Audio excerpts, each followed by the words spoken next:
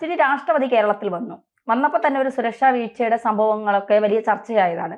പക്ഷെ അതിലും അപ്പുറം ഒരു ഡിവൈഎസ്പി, ആലത്തൂരിലെ ഒരു ഡിവൈഎസ്പി ഒരു സ്റ്റാറ്റസ് ഇടുകയാണ്, വാട്സപ്പ് സ്റ്റാറ്റസ്. ശബരിമലയിലെ ആചാരങ്ങൾ ലംഘിച്ചു രാഷ്ട്രപതി എന്നാണ് പറയുന്നത്. ഇദ്ദേഹത്തിനെതിരെ നടപടി എടുത്തോ എന്നുള്ള കാര്യങ്ങളൊന്നും ഞാനത് പിന്നീട് ആ വാർത്തയെക്കുറിച്ച് കൂടുതൽ നോക്കിയിട്ടില്ല. എന്താണ് ഇങ്ങനെ ഒരു സ്റ്റാറ്റസ് 20 മിനിറ്റ് ആകും മുമ്പേ ഇത് വലിയ ചർച്ചയാകുന്നു, അദ്ദേഹം അത് ഡിലീറ്റ് ചെയ്യുന്നു, വേറൊരു ഗ്രൂപ്പിൽ വന്ന കാര്യം അദ്ദേഹം സ്റ്റാറ്റസ് ആക്കാൻ ശ്രമിച്ചതല്ല, മറ്റൊരാൾക്ക് ഷെയർ ചെയ്ത് കൊടുത്തപ്പോൾ അത് സ്റ്റാറ്റസ് ആയി എന്നൊക്കെയാണ് ഇദ്ദേഹം പറയുന്നത്.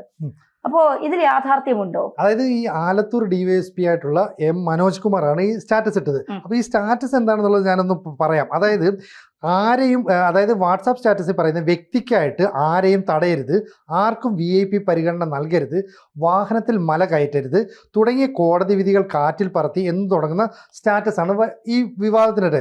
ഇയാൾ ഷൊർണൂരിലെ DYSP ആയിരുന്നു, ഈ മനോജ് കുമാർ. ഷൊർണൂരിൽ നിന്ന് ആലത്തൂരിലേക്ക് സ്ഥലം മാറ്റം കിട്ടിയതാണ്. ആ സ്ഥലം മാറ്റം കിട്ടിയ DYSP പറയുന്നത്, എനിക്കൊരു വാട്സാപ്പിൽ ഒരു മെസ്സേജ് വരുന്നു. ഈ മെസ്സേജ് ഞാൻ ഇങ്ങനെ നോക്കിക്കൊണ്ടിരിക്കുന്ന സമയത്ത് എൻ്റെ കൈ തട്ടി അത് സ്റ്റാറ്റസ് ആയിട്ട് മാറുന്നു.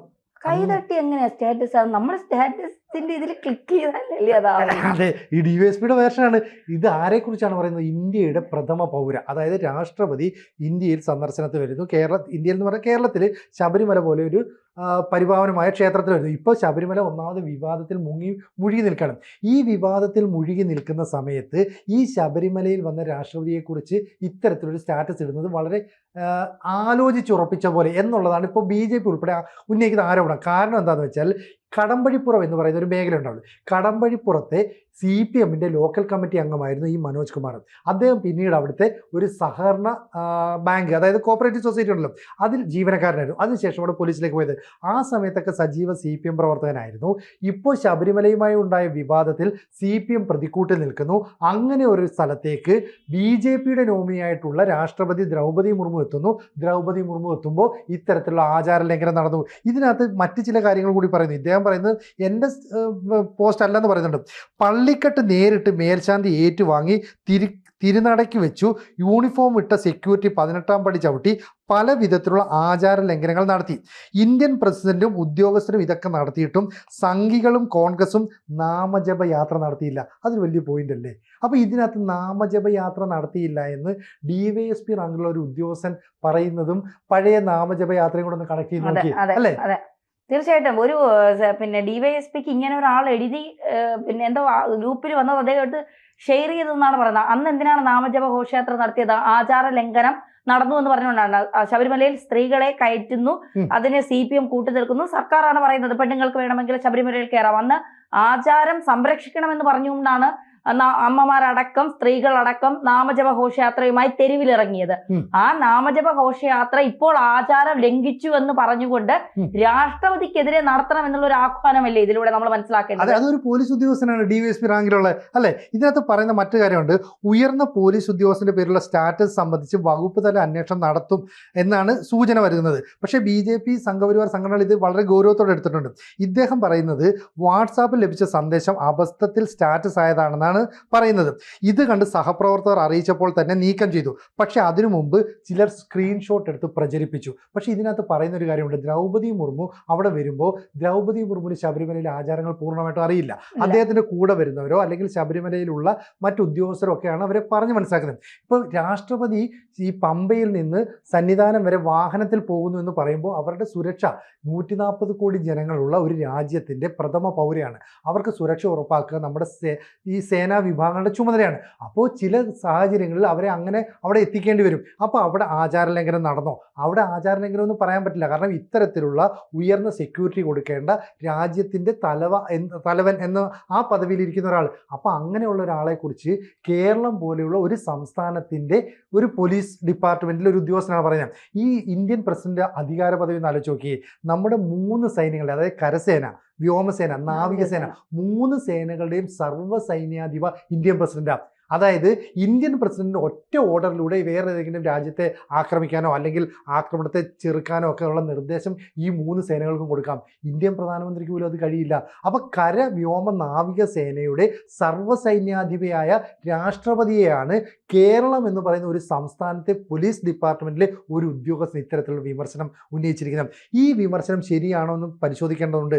ഇത് പരിശോധിക്കേണ്ടത് സംസ്ഥാന സർക്കാരാണ്, DGP ഉൾപ്പെടെയുള്ള ആൾക്കാരാണ്. അപ്പോൾ സ്വാഭാവികമായിട്ടും എൻ്റെ കൈ തട്ടി ഒരു വാട്സാപ്പിൽ വന്ന മെസ്സേജ് സ്റ്റാറ്റസായി മാറി. ധന്യ നേരത്തെ പറഞ്ഞ നമ്മുടെ സ്റ്റാറ്റസിലേക്ക് അങ്ങനെ കൈ തട്ടിയാൽ വരുമോ? ഇല്ല, മനഃപൂർവ്വം നമ്മളത് ചെയ്യണമെന്ന് പറഞ്ഞിട്ട് നമ്മളിപ്പോൾ ഒരു വീഡിയോ ഡൗൺലോഡ് ചെയ്യുന്നു അല്ലെങ്കിൽ ഒരു കാര്യം എഴുതിയിടുന്നു, അത് സ്റ്റാറ്റസ് ഇപ്പോൾ ഷെയർ ചെയ്യാനാണെങ്കിൽ കൈതട്ടിയാണെങ്കിൽ ചിലപ്പോൾ വേറെ വല്ല ഒരാൾക്ക് പോകാം. സ്റ്റാറ്റസ് ഇടണമെങ്കിൽ നമ്മൾ തന്നെ വിചാരിക്കണം, അല്ലെങ്കിൽ നമ്മളെ ഫോൺ എടുത്ത് മറ്റൊരാൾ ഇടണം. ഇതിപ്പോ അദ്ദേഹം പറയുന്ന അങ്ങനെ ഒരു ആരോപണം അദ്ദേഹം പറഞ്ഞിട്ടില്ല. എന്റെ ഫോൺ എടുത്ത് വേറെ ആരെങ്കിലും ആണ് ഇത് ചെയ്തത് എന്ന് പറയുന്നില്ല.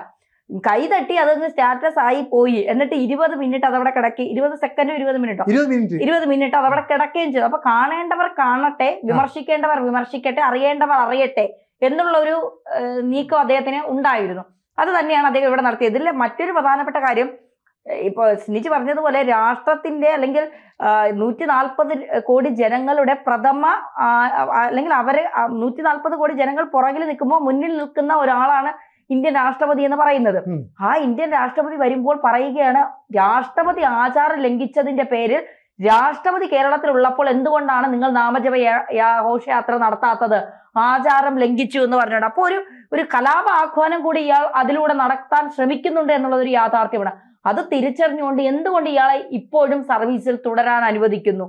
ഇപ്പോൾ നമ്മുടെ മുഖ്യമന്ത്രി പിണറായി വിജയനെതിരെ ഇത്തരത്തിൽ ഫേസ്ബുക്ക് പോസ്റ്റ് ഇട്ട് ഒരുപാട് പേരെ നമുക്കറിയാം. അവരുടെയൊക്കെ ജോലി തെറിച്ചിട്ടുള്ളത് നമുക്കറിയാം. സൗദിയിൽ ഇരുന്നു കൊണ്ട് UP മുഖ്യമന്ത്രി യോഗി ആദിത്യനാഥിനെ തെറി വിളിച്ചവൻ രണ്ട് കാലിൽ നടക്കാത്ത ദൃശ്യങ്ങളൊക്കെ സോഷ്യൽ മീഡിയയിലുണ്ട്. അപ്പൊ എവിടെയെങ്കിലും ഇരുന്ന് ഇപ്പൊ ഞാൻ CPM-ന്റെ ആളായതുകൊണ്ട് എനിക്ക് രാഷ്ട്രപതി BJP-യുടെ കാൻഡിഡേറ്റ് ആയതുകൊണ്ട് എനിക്ക് രാഷ്ട്രപതിയെ പറയാം, അങ്ങനെയില്ല. രാഷ്ട്രപതി BJP-യുടെയോ CPM-ന്റെ UDF-ന്റെ അത് പ്രഥമ പൗരയാണ്. അവരെ പറയാനുള്ള അവകാശം ആർക്കും ഇല്ല. പിന്നെ രാഷ്ട്രപതിക്ക് രാഷ്ട്രപതിയുടേതായ പ്രോട്ടോകോൾ ഉണ്ട്. അത് തെറ്റിച്ചാലും അവർക്കെതിരെ കേസെടുക്കാം സുരക്ഷാ ഉദ്യോഗസ്ഥർക്ക്. അതുകൊണ്ട് പ്രോട്ടോകോൾ പാലിച്ചുകൊണ്ട് മാത്രമേ രാഷ്ട്രപതിക്ക് എന്ത് കാര്യം ചെയ്യാൻ കഴിയൂ എന്നുള്ളതാണ്. ഇന്നലെ തന്നെ രാഷ്ട്രപതി വർക്കലയിലേക്ക് പോകുന്ന വഴിക്ക് ഇറങ്ങി കുട്ടികളെ കാണുന്നു, പൂക്കൾ വാങ്ങുന്നു. അതൊരു സ്നേഹത്തിന്റെ പുറത്ത് ചിലപ്പോൾ പ്രോട്ടോകോളുകളൊക്കെ നമുക്ക് മാറ്റിവെക്കാം. കാരണം APJ അബ്ദുൽ കലാമോ അങ്ങനെയൊക്കെ ആയിരുന്നു എന്നുള്ളത് കൊണ്ട്. പക്ഷേ പ്രോട്ടോകോൾ പാലിക്കേണ്ടടുത്ത് പാലിച്ച് തന്നെ പോകണം. പിന്നെ ഈ വനത്തിന്റെ ചുറ്റുമുള്ള ഒരു അമ്പലമാണ് ശബരിമല എന്ന് പറയുന്നത്. വനത്തിനുള്ളിൽ സ്ഥിതി ചെയ്യുന്ന ഒരു അമ്പലം. എല്ലായിടത്തും സുരക്ഷാ ഉദ്യോഗസ്ഥരുടെ കണ്ണെത്തണമെന്നില്ല. അത്രത്തോളം പടർന്ന് പന്തലിച്ച് കിടക്കുന്ന വനങ്ങളാണ്. അവിടെ ഇരുന്നു കൊണ്ട് രാഷ്ട്രപതിക്കെതിരെ ആരെങ്കിലും എന്തെങ്കിലും തീർക്കാനോ അല്ലെങ്കിൽ ഇല്ലാതാക്കാനോ ഒരു ശ്രമം നടത്തിയാൽ ആ ഒരു കാര്യങ്ങൾ കൂടി മുൻകൂട്ടി കണ്ടുകൊണ്ടാണ് ഇപ്പോ ഈ വാഹനത്തിലൊക്കെ അവരെ കൊണ്ടുപോകുന്നത്. തീർച്ചയായിട്ടും നമ്മുടെ സംസ്ഥാനത്ത് ഒരു രാഷ്ട്രപതി വരുമ്പോൾ അല്ലെങ്കിൽ അത്രയും പ്രധാനപ്പെട്ട ഒരു വ്യക്തി വരുമ്പോൾ ഏറ്റവും സുരക്ഷിതമായി അവരെ ഇവിടെ നിന്ന് പറഞ്ഞയക്കുക എന്നുള്ളത് ആ സംസ്ഥാനത്തിന്റെ കടമയാണ്, ആ സംസ്ഥാനത്തിലെ ജനങ്ങളുടെ കൂടി കടമയാണ്. അതിനെ രാഷ്ട്രീയവൽക്കരിക്കുന്ന ഇവനെ പോലുള്ളവരോട് എന്ത് പറയാനെന്ന് ചോദിച്ചാൽ ഒന്നും പറയാനില്ല എന്നുള്ളതാണ്. അവിടെയും രാഷ്ട്രീയമാണ് കാണുന്നത്. രാഷ്ട്രപതി വന്നിട്ട് അത് ഇപ്പൊ ഇന്നലെ ശരിയാണോന്ന് അറിഞ്ഞൂടാ, പാകിസ്ഥാനിലെ ഒരു മീഡിയയിൽ പോലും രാഷ്ട്രപതി ഇവിടെ വന്നപ്പോൾ ഹെലികോപ്റ്റർ മണ്ണിനടിയിൽ താഴ്ന്നു, ഇതാണ് ഇന്ത്യയിലെ സംവിധാനങ്ങൾ എന്നൊക്കെ പറഞ്ഞുകൊണ്ട് ആക്ഷേപിച്ചുകൊണ്ട് ഒരു പോസ്റ്റൊക്കെ ഇപ്പോൾ സോഷ്യൽ മീഡിയയിലൊക്കെ വലിയ രീതിയിൽ പ്രചരിക്കുന്നുണ്ട്. അപ്പൊ തീർച്ചയായിട്ടും ഇത്തരത്തിൽ മറ്റ് ശത്രുരാജ്യങ്ങൾക്കടക്കം നാണക്കേട് ഉണ്ടാക്കുന്ന രീതിയിൽ എന്തിനാണ് ഏത് സമയത്ത് മറ്റേതെല്ലാം സംസ്ഥാനങ്ങളിൽ രാഷ്ട്രപതി പോകുന്നു, എവിടെയെങ്കിലും ഒരു സുരക്ഷാ വീഴ്ച, ഹെലികോപ്റ്റർ താഴ്ന്നെന്നോ അല്ലെങ്കിൽ ഇത്തരത്തിൽ രാഷ്ട്രപതിക്കെതിരെ ഒരു വാട്സപ്പ് സ്റ്റാറ്റസ് വന്നെന്നോ അപമാനിക്കുന്ന തരത്തിൽ എന്തെങ്കിലും പറഞ്ഞു എന്നോ എന്തെങ്കിലും എവിടെയെങ്കിലും നമ്മൾ കേട്ടിട്ടുണ്ട്. പക്ഷേ കേരളത്തിൽ ഏത് നേതാക്കൾ വന്നാലും ഇത് തന്നെയാണ്. BJP-യുടെ നേതാക്കൾ വന്നാലും കോൺഗ്രസിന്റെ നേതാക്കൾ വന്നാലും ഒക്കെ ഇത്തരത്തിലുള്ള ചില നിലപാടുകൾ CPM-കാർ എടുക്കുമെന്നുള്ളതിന്റെ മറ്റൊരു ഉദാഹരണം കൂടിയാണ് ഇത്. കൂടുതൽ വാർത്തകളും വിശേഷങ്ങളും നിങ്ങളിലേക്ക് എത്താൻ ABC മലയാളം സബ്സ്ക്രൈബ് ചെയ്യുക, ബെൽ ബട്ടണും അമർത്തുക.